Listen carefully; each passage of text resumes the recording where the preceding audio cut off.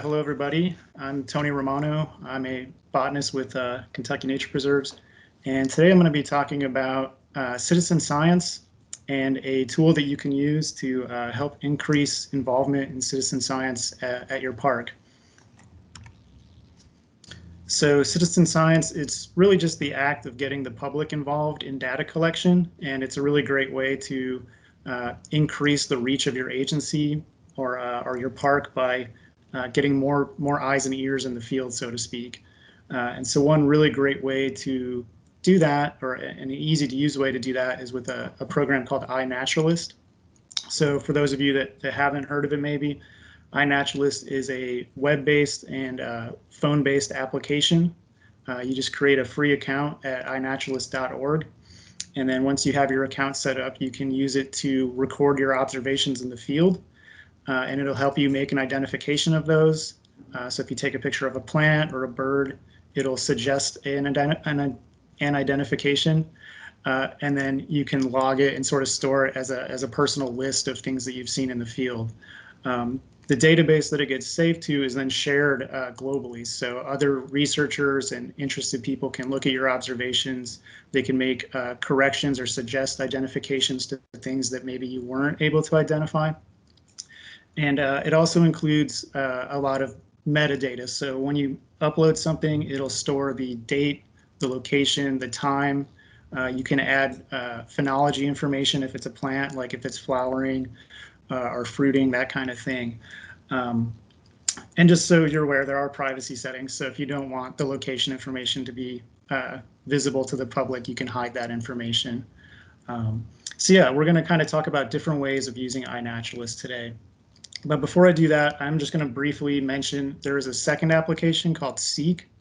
iNaturalist made this second application for use with like school groups or other groups of where you're going to have lots of users maybe taking pictures and uploading observations of the same thing.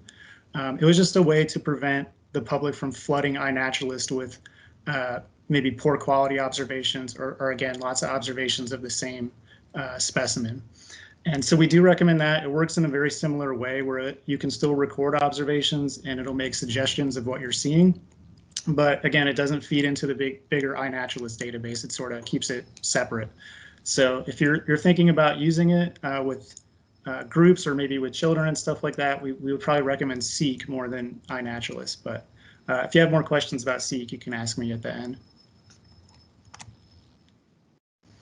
So here's kind of just a list of some of the benefits of using iNaturalist, and we're going to discuss some of these in more depth today. So the main thing is that it encourages people to get out and document Kentucky's natural heritage. It's a really easy to use tool to help landowners identify what's growing on their property. You can track the phenology of species, and you can also track range expansions. And then all of those observations that people are taking get fed into larger projects. And it creates sort of a global platform for researchers to communicate to one another. And our agency, Nature Preserves, has been using it to look for new rare plant records that the public is finding. So today I'm going to kind of discuss three main ways of getting citizen scientists involved at your parks, and they're to host a BioBlitz, to create a project, or to have a competition. And so we'll kind of discuss those all in more detail. The first main one is a BioBlitz event. So a BioBlitz is just an effort to record as many species as possible within kind of a set time period and at a set location. And you can set these up on iNaturalist. You just create a BioBlitz event on the webpage and you determine the location. So in this case, you would probably use your park. And then you could set the date. It could be a week, it could be a weekend. You can determine that. And then all the public has to do is join that BioBlitz event and upload their observations to it. So it's a really easy thing to set up. It's very low effort on your end to create this type of event. And in 2018, there was a great example of this. Nolan Lake held a BioBlitz where people came out and uploaded their plant observations. And one of the big exciting results from that was discovery of a population of white-leaved leatherflower, Clematis glaucophylla. So this is a rare species. There's only two known locations in Kentucky. And one of those was discovered during this BioBlitz event. So it shows that you really can get good results from this type of thing. And I'm just going to mention, so Clematis glaucophylla is also very similar in appearance to Clematis versicolor. And I'm just bringing that up now because we'll be talking about versicolor a little later. And so the second way you can get people involved is with a competition. Essentially, to do a competition, you would set up a project and then treat it like a competition. That's what the Native Plant Society has done. So for the last few years, Kentucky Native Plant Society has held botanist big year competitions. And essentially what these done these are year-long competitions. Anybody can join. All their observations that they're making automatically get brought into the project. And then at the end of the year, they go through and review and award prizes to the top 5 participants in different categories. So there's observations, most species observed, and also most identifications. And in 2020, they had a really great participation. They had over 2,000 people participate.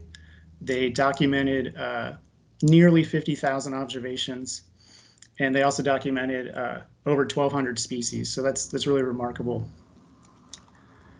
So that's something that you could also set up for the parks. I think would be a pretty cool competition.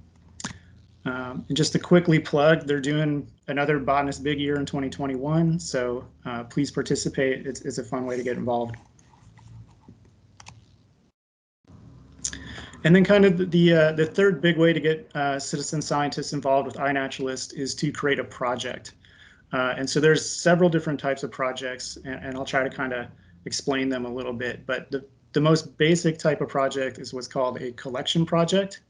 And that's actually what you can see listed on the right side of the screen. So in this case, we've created a bunch of different collection projects like the insects of Kentucky, plants of Kentucky, herbs of Kentucky, and so on.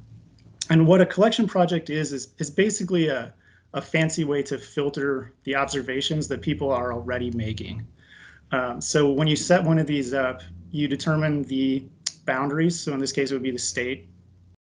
And then you put in some other criteria, like it has to be an observation of a plant. It has to have a photo, that type of thing, very basic information. And then what iNat does is it'll automatically filter all of the observations people are submitting that meet those criteria and add them to the project. So it's a really hands-off way of creating a way to collect observations that you're interested in. So that's a collection project. And then the second type would be an umbrella project. And that's actually what you're seeing here. So the Documenting the Natural Heritage of Kentucky project is what's called an umbrella project. And it's essentially a collection of collection projects. So it's just a way of grouping them all and looking at them all side by side. So those two kind of go hand in hand. And then the third type of project we'll talk about is what's called a traditional project. And so a traditional project is one that is a little more involved in setup, but it enables you to kind of create a more specific data request from people who are observing. And so I figured I would just talk about a recent example. So we created a new roadside native plants project on iNaturalist. This is a traditional project. And what that means is that people have to actively join the project and add their observations to it themselves. So this one doesn't automatically filter all the observations throughout the state. People have to deliberately add them. And that's really the main difference. Otherwise, it's pretty similar. You just kind of set up a page on the iNaturalist website. So once we had this set up, we kind of tried to advertise it. You can see we're looking specifically for observations of native plants along Kentucky's roadsides. And as a result of that, we've actually had 3 really great finds come through this project. One of them was pale leather flower. So that's Clematis versicolor that I mentioned before. Some observations of tall green milkweed, which is a rare milkweed that occurs in grassland habitats. And then Buckley's goldenrod, which was a rare solidago. So all 3 of those were added to this project, and we're pretty excited about the results, even though you can see on our stats we're having a little trouble getting more people involved in this. And that really is the one caveat about traditional projects, is because people have to join, you have to do a lot of work to kind of advertise and promote engagement. But this is something you could set up for your individual park if you wanted to, which might be trickier to do with the other project types. And so, in addition to the data that's being collected, the other benefit of all these ways of getting citizen science involved is that it encourages more people to become naturalists. You know, this is a really easy to use tool that even like a layman without much technical knowledge can take out into the woods and into the grasslands and start getting identifications of things that they're seeing around them. So it sort of lowers the barrier to entry for people wanting to be involved in science.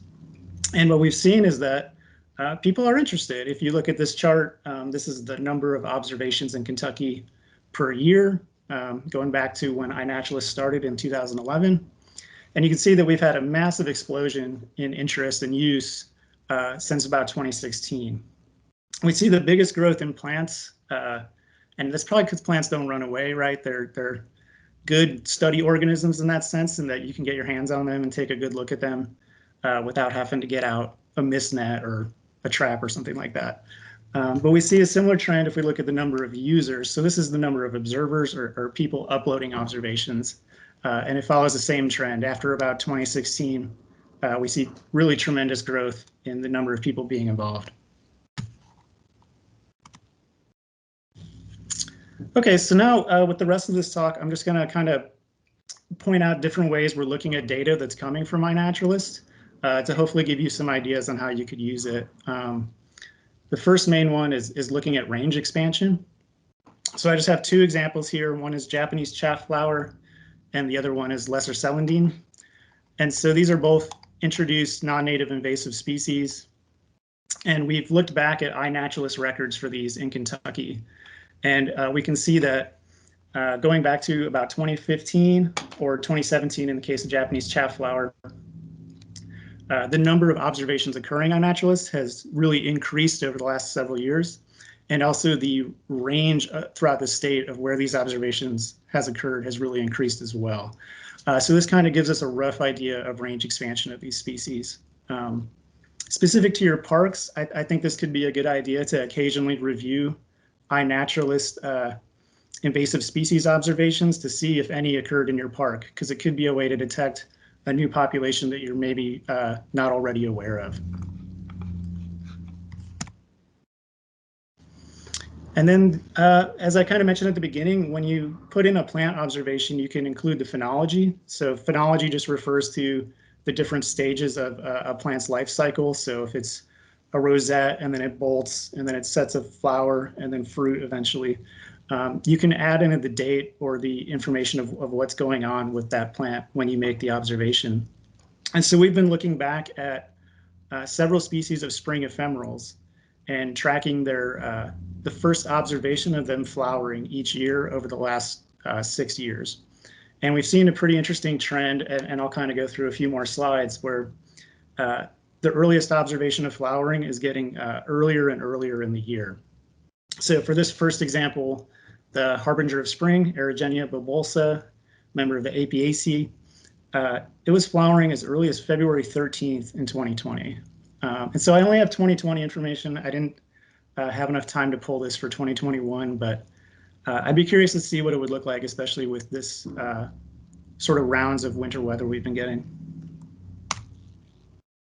But our next example is cutleaf toothwort, Cardamine concatenata. And again, you can see it's used to be blooming. First observations were usually in March. In the last few years, it's been observed blooming in February. This is a member of the Brassicaceae. And our third example is white trout lily, Erythronium albidum. So this one is I would say a little less common of the trout lily species. And same pattern, at least as far as iNat is concerned, it appears to be blooming earlier each year. And I think that's an important thing to keep in mind is we recognize iNat as a limited data set. So this information is imperfect, but we think this type of information will improve as more and more people get involved and use the program. Fourth example, hairy bittercress, Cardamine hirsuta. So this is an introduced annual weed. And in 2020, it was blooming as early as January 15th, which is pretty remarkable. And then our last one is probably we're all familiar with, spring beauty, Claytonia virginica. It's a member of the Portulaceae. And again, blooming seems to be blooming earlier each year, at least according to iNaturalist data. Okay, so one other thing that we've been looking at and that we're especially interested in is rare plant records showing up on iNaturalist. So we took the time to go back through the observations of 2020 in Kentucky, and we found that there was 72 observations of rare species throughout the state. So of those, 33 were new rare plant records, and approximately 39 were updated records. So that's populations we had in our rare plant database, but somebody went out and sort of confirmed that it was still there. And so we're really excited about those new rare plant records. Those are ones we had no information about beforehand. But even the updates are really useful to us because we're not always able to return to populations and check in on them. So it's still really great information for us. And as you can see, looking at this chart, we've seen a steady increase in the number of rare plant observations posted to iNaturalist each year. So that's really encouraging. It's really expanding our reach, and we're really happy about this. And I wanted to mention here that a lot of these observations of rare plants are coming from former conservation professionals. And so I think it's important to keep in mind with citizen science is that a lot of those citizens are very capable. So, you know, you're getting people who used to work in conservation, you're getting people who are students and that are actively using it. So just because it's the public doesn't mean you can't get really great information from it. And so I thought it'd be a good idea to just kind of talk about some recent rare plant observations in or near state parks before I wrap up.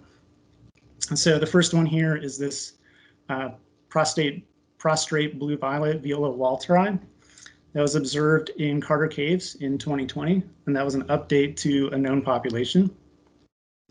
In the top right was tansy rosinweed, so that's Silphium pinnatifidum, and that was a new population found near Lake Barkley State Park in 2019. And then, excuse me, we have sweet pine sap, a new population that was found in the Red River Gorge near Natural Bridge State Park, and I believe that was observed in 2019. And then we thought we'd be remiss if we didn't acknowledge Robert Myers. He's an iNaturalist power user.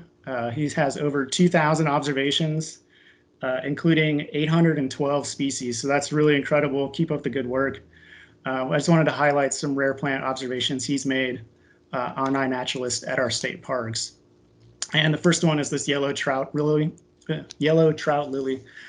So this is Erythronium rostratum. So it's actually a rare yellow trout lily. There's a few different species that have yellow flowers, and this is one of our rarer ones. And this observation he made was at Jenny Wiley State Park in 2018. And that was an update to a known population. And then in 2020, some other iNaturalist user, some random person, made an additional update to that. So that's really great. And then in the top right was rock harlequin, Capnoides sempervirens. That was observed in Pine Mountain State Park in 2020 by Robert. Bottom right, Great Plains ladies' tresses. So that's a rare grassland orchid. That was observed at Blue Licks in 2020 by Robert. And then bottom left, Carolina climbing milkweed. So Robert posted to iNaturalist a population at Cumberland State Resort Park in 2016. That was a new population. And then just this year or last year in 2020, he posted an observation at Dale Hollow Lake along with the park interpreter, Cody Gross. And then I thought I would just wrap up by sharing kind of the two best botanical finds in Kentucky that came out of iNaturalist so far. So the first one is Southern Twayblade. This is a rare orchid. Prior to 2018, it had last been seen in Kentucky in 1976. And as you can see on the distribution maps on the right, it's mostly a coastal Gulf Plain species. But in 2018, someone posted an observation of it to iNaturalist from the interior plateau, which was really kind of interesting. And our staff was able to confirm that population in 2019. So this was a really cool find. And this is the exact sort of thing we're hoping to get out of iNaturalist. And then the second best find was made in 2020. So an iNaturalist user posted this observation of cream tick trefoil, so Desmodium aquileucum. It's a member of the Fabaceae. And this was seen in an old field, if I'm remembering correctly. But there's only 2 known populations in the state. The first one was discovered in 2016 by our agency. And then the second population here was discovered just last year by an iNaturalist user. So again, you really can get great information out of citizen science. And I hope I've given you some ideas about how you can maybe use this for your park. But that's about all I had. If you have any questions, just let me know. Thank you.